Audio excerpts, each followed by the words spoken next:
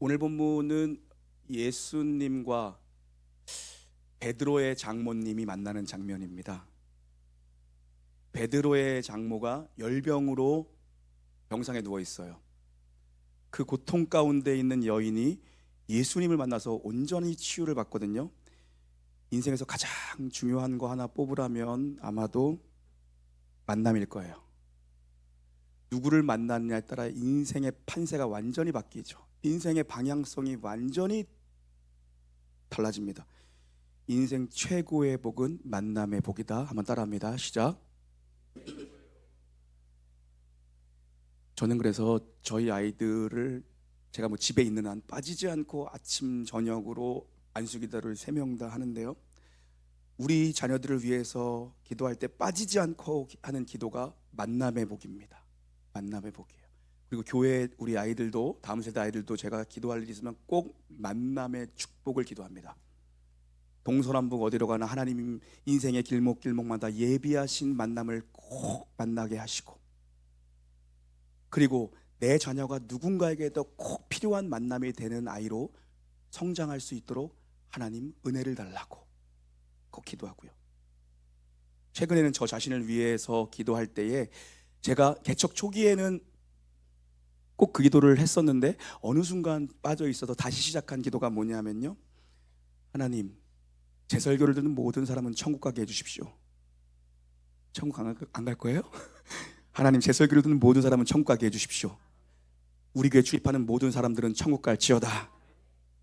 이 기도를 제가 다시 시작했어요. 그리고 이어서 하는 기도가 뭐냐면, 하나님, 제게도 좋은 성도들을 붙여주십시오. 이 기도를 합니다. 교회를 찾는 성도들에게만 좋은 목회자가 필요한 게 아니라 목회자에게도 좋은 양떼가 필요하고 좋은 성도가 필요해요. 여러분이 저의 좋은 양떼인 줄 믿습니다. 만남에는 죽이는 만남이 있고 살리는 만남이 있어요. 우리의 만남이 우연이 아니라 우리의 만남이 섭리이며 우리의 만남이 살리는 만남인 줄 믿습니다.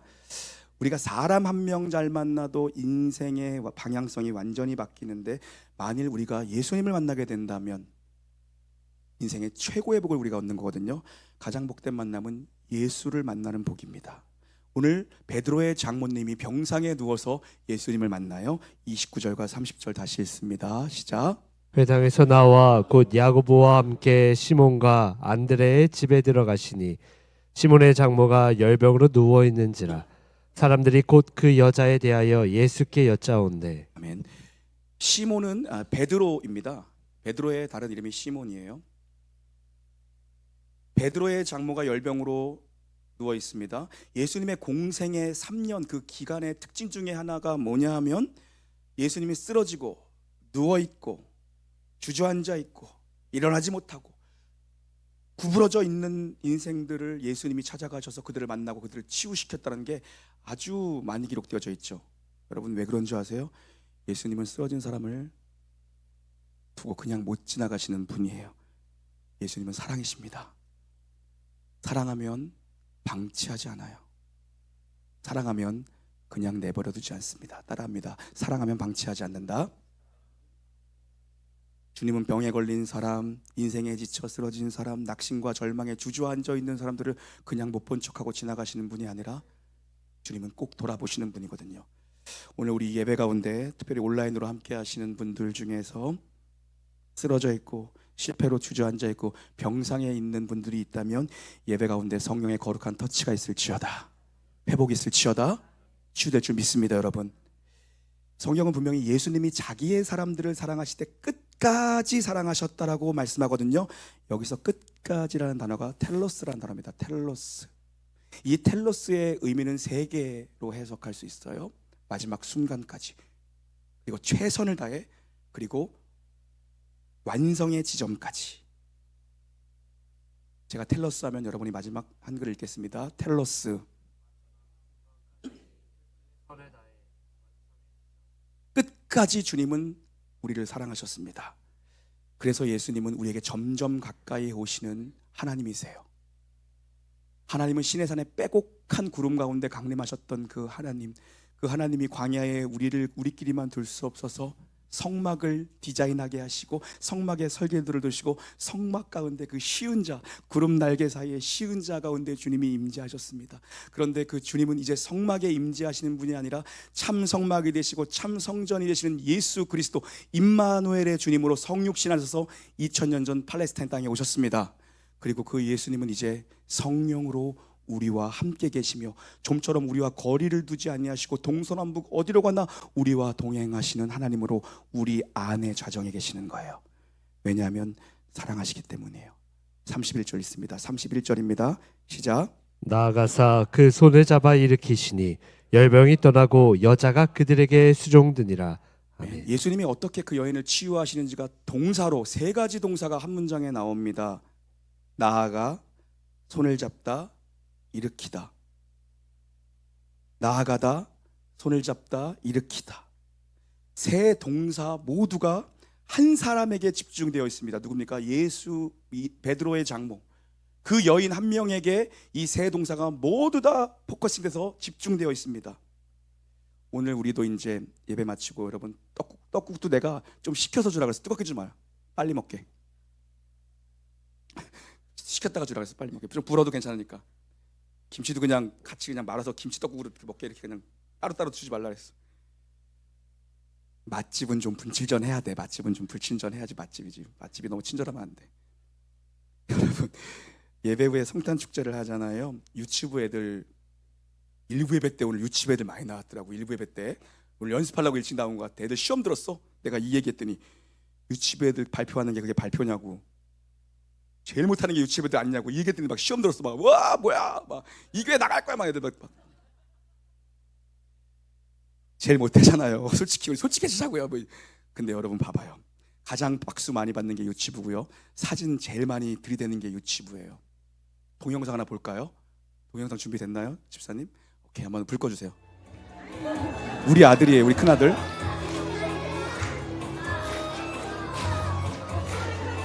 남의 교회 가서 깽판 치고 왔어요, 쟤.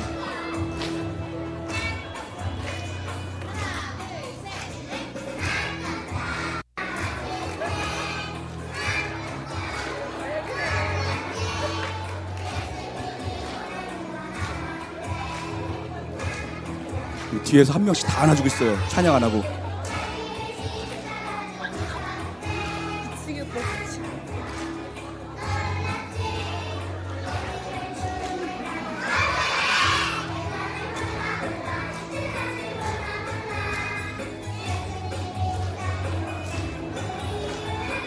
좀만 뒤로.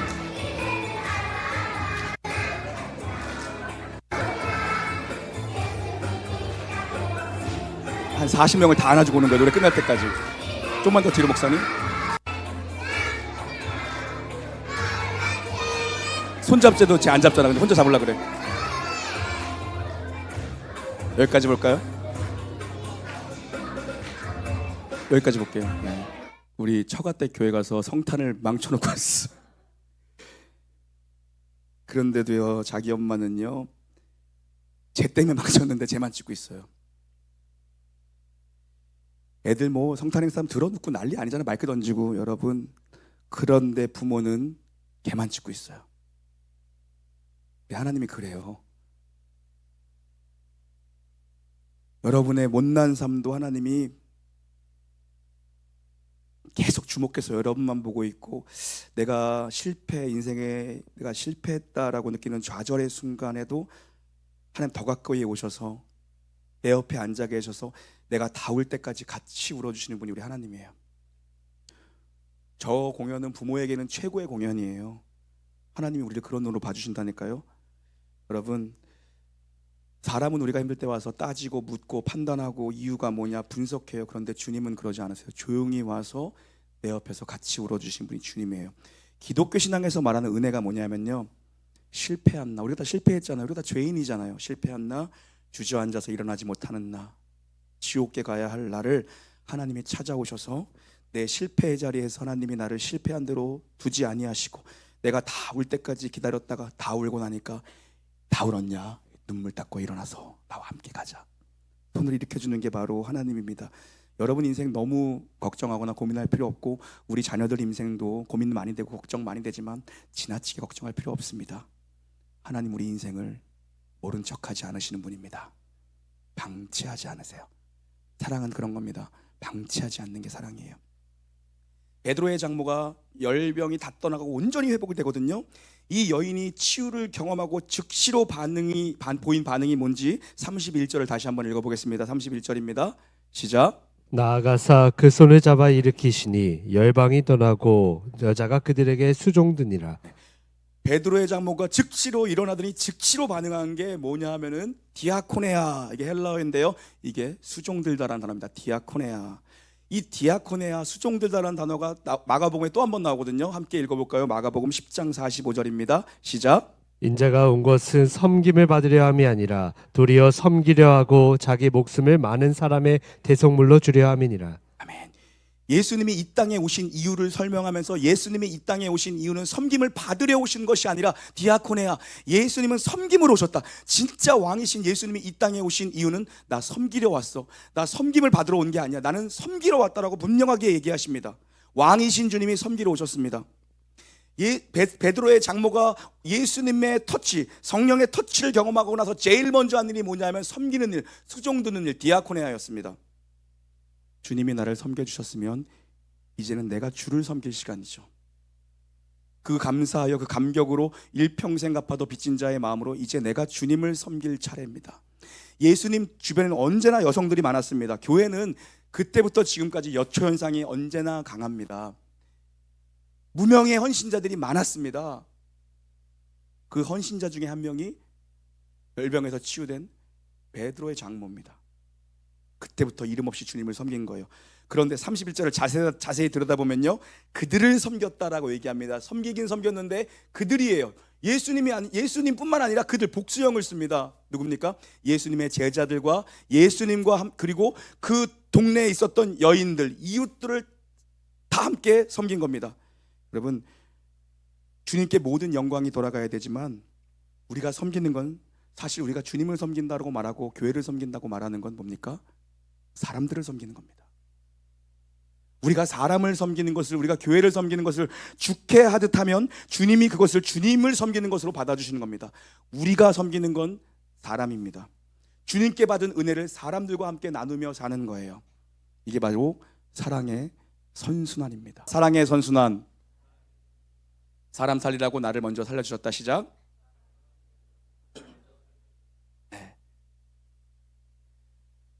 여러분, 이 시대는요, 모두가 자기한테 좀 플렉스하는 시대잖아요. 뭘 내가 걸쳐야만 내가 멋있다고, 내가 뭘 들어야만 내가 멋있다고 생각하는 사람들은 사실 자존감이 약한 걸 수 있죠. 진짜 명품 인생이 되는 길은 섬김의 길을 살아가는 겁니다. 왜냐하면 그게 예수님 닮은 삶이기 때문이에요. 예수님은 섬기러 이 땅에 오셨다라고 얘기를 합니다. 진짜 그리스도인, 진짜 크리스천, 리얼 크리스천은 뭡니까? 섬기는 자리로 낮아지는 사람, 늘 섬김의 자리에 있는 자가 진짜 성도입니다. 지금 베드로의 장모가 예수님을 만나기까지의 과정을 한번 쭉 보면 어떤 과정이 있었냐면요, 첫 번째로 광야에 외치는 자의 소리, 세례 요한이 예수님의 오실 길을 예비했거든요.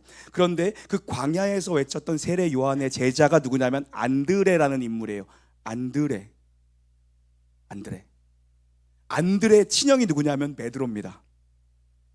그리고 베드로는 처갓집에 복음을 전한 거예요. 광야의 세례 요한이 외치자 그의 제자였던 안드레가 예수 그리스도 복음을 받고, 그리고 자기 형이었던 베드로에게 집에 가서 예수 그리스도를 얘기한 것입니다. 그리고 베드로는 그의 장모에게 처갓집에 가서 예수님을 소개시켜 준 거예요. 여러분이 지금 예배에 나와 영혼이 소생되고 있지만 아직도 어쩌면 여러분의 가정에는 누워있는 가족이 있는 줄 모릅니다. 주저앉아 있는 가족, 복음을 모르는 가족, 누워있는 가정, 실패와 좌절감에 사로잡혀 있는 우리 가족들이 있는 줄 모릅니다. 베드로가 예수님을 소개해 준 것처럼 여러분을 통해 쓰러진 자들이 일어나는 역사가 있을지어다. 그래서 예수님은 나를 먼저 살려주신 겁니다. 나를 먼저 살려놓고 사람 살리라고 나를 살려주신 거예요. 살리는 사람이 돼야 됩니다. 우리의 진짜 궁극적인 비전과 꿈은 하나입니다. 살리는 일입니다. 여러분이 드린 헌금은요, 돈이 아니라 생명의 가치. 인도에 2만 장의 전도지를 1년에 20만 장을 돌리는데요, 2만 장을 제작해서 돌리면 거기서 목회자 한 명이 나온대요. 목회자 한 명이 나온대요. 그럼 그 목회자 한 명이 100명의 성도를 케어하는 교회를 세우고요, 또 하나는 뭐냐면 중간 리더가 돼서 신학교에, 우리로 말하는 신학교의 교수 강사 역할을 합니다. 2만 장 뿌리면 100명, 최소한 100명 이상이 복음을 듣고 생명을 얻는 것입니다. 돈을 정말 여러분 플렉스하게 쓰려면 내가 쓰는 이 돈이 생명의 가치가 되는가를 점검하고 쓰는 거예요. 돈을 허투루 쓰지 않는 건 돈을 아껴 쓰는 것이 아니라 이걸 썼을 때 누군가 기쁨을 얻고 감사를 얻고 생명의 가치가 되는가, 내가 이 밥 한 끼 사는 것으로 저 사람에게 소망이 되는가, 그런 겁니다. 예수님 분명히 살려낼 수 있다고 하는데, 근데 우리는 먼저 내가 선을 긋습니다. 아, 구제불능이 안 돼, 저 사람은 안 돼, 우리 집안에 있는 양반은 안 돼, 안 돼. 예수님 분명히 살 수 있다라고 얘기하고 예수 이름의 능력이 분명히 있다라고 얘기하는데, 아, 저 사람은 글렀어. 사도 바울이요, 자기의 정체성을 3단계로 표현합니다. 성경 전체에서 보면, 바울 서신을 보면 바울 서신에 사도 바울이 자기 인생의 정체성을 3단계로 표현해요. 그가 좀 비교적 젊었을 때, 사역의 초창기에 그의 고백은 뭐였냐면 사도 중에 가장 작은 자가 자기였습니다. 나는 사도급은 된다는 거야. 근데 사도들 중에 내가 마지막이야. 그리고 그의 사역의 중반기에 가니까는 성도 전체 중에 나는 가장 작은 자라고 얘기합니다. 그리고 인생의 노년기에 뭐라고 얘기합니까? 내가 죄인 중에 괴수다. 사도 바울의 자기 정체성이 완전히 바뀌어갑니다.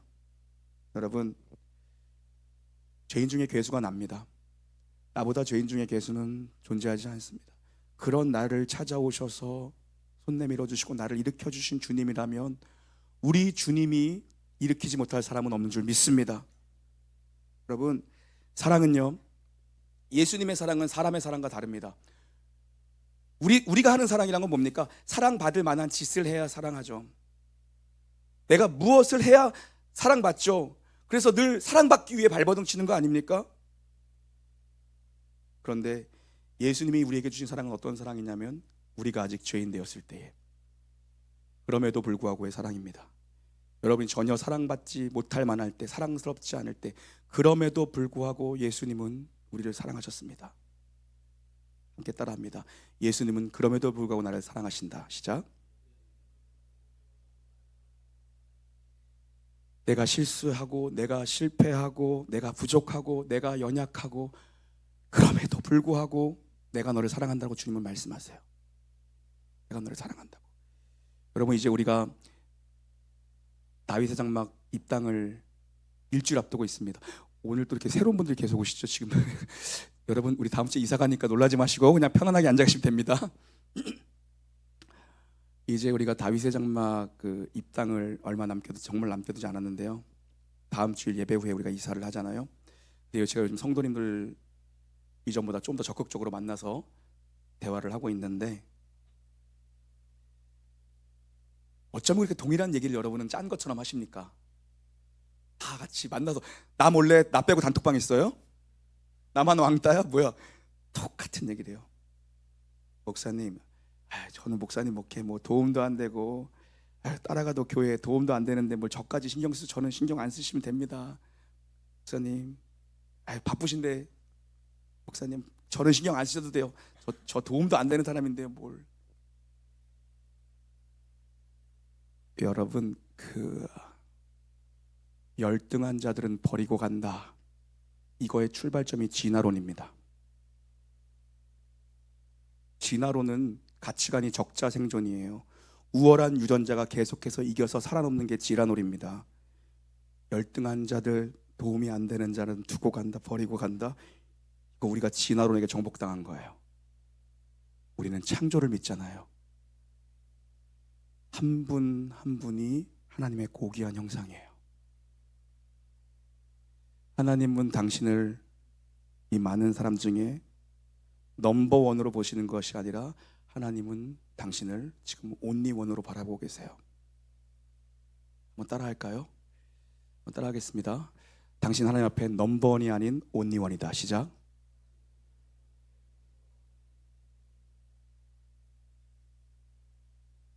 하나님 앞에 유일한 하나의 고귀한 가치. 하나는 우리에게 1등이다라고 말씀하신 적 없어요. 나는 내 아들이 공부 못해도 내 아들이 가장 사랑스러워요. 하나님이 여러분을 그렇게 봐준다니까요. 여러분 자식을 그런 눈으로 보잖아요. 근데 왜 하나님이 당신을 그렇게 사랑한다고 말하는데 왜 이것에 하나님을 신뢰하지 못합니까? 우리는 하나님 넘버리다라고 우리를 부르셨지 않습니다. 온리원이다라고 부르셨어요. 너는 나에게 그 어떤 것과도 바꿀 수 없는, 비교할 수 없는 유일한 가치라고 주님은 우리를 콜링하시는 거예요. 우리에게 예수님의 이 시선이 필요합니다. 예수님에게는요 사각지대가 없습니다. 따라합니다. 하나님의 시선에는 사각지대가 없다. 저는 부족한 목사라 저의 시선의 폭은 너무 좁습니다. 교회에 늘 사각지대가 있습니다. 늘 누수가 있습니다. 그런데 우리 하나님은요 영적으로 사각지대가 없으신 분이에요. 동서남북 모두를 그가 다스리시고 그가 임재하시면 그 어느 곳에도 그림자가 생기지 않습니다. 그래서 여러분 목회자가 부족한 부분들은 여러분이 같이 채워주시는 거예요. 같이 채워주시는 겁니다. 예수님의 시선으로 우리가 사람을 바라보고 사람들을 위해 기도할 때 진정한 치유가 이 공동체 가운데 일어날 줄 믿습니다. 연말에 지쳐있는 분들 많이 계시는 거 알고 있습니다. 너무 바쁜 것 같아요. 너무 바쁜 것 같아요. 어쩜 이렇게 성도님들 정말 여러분 힘들게 살아가는 걸 알고 있습니다. 너무 바쁘게 살아가는 성도들이죠. 지쳐있는 분들 서로 위로하시고 한 해 동안 수고한 우리 가장님들도 위로해 주시고 우리 리더들도 위로하시고 교육자들도 위로하시고 또 3년 동안 수고한 우리 홍 목사님도 많이 위로하시고 주님의 눈이 머무는 곳에 여러분의 시선이 고정되기를 주의 이름으로 축원합니다. 예수님의 시선으로 치유가 있는, 회복이 있는 놀라운 교회가 되기를 주의 이름으로 간절히 소망합니다.